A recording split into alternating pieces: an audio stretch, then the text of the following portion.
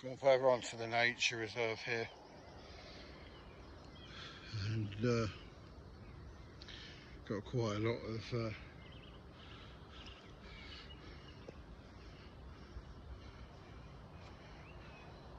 trees and other things here. I'm thinking that this is definitely one of the fairways for the golf course.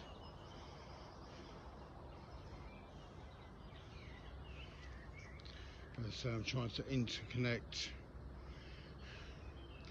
where the entrance point is to get back onto the estate,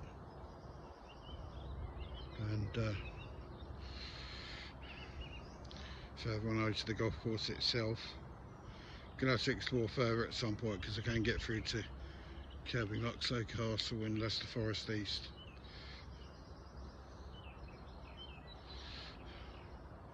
It's pretty nice here though.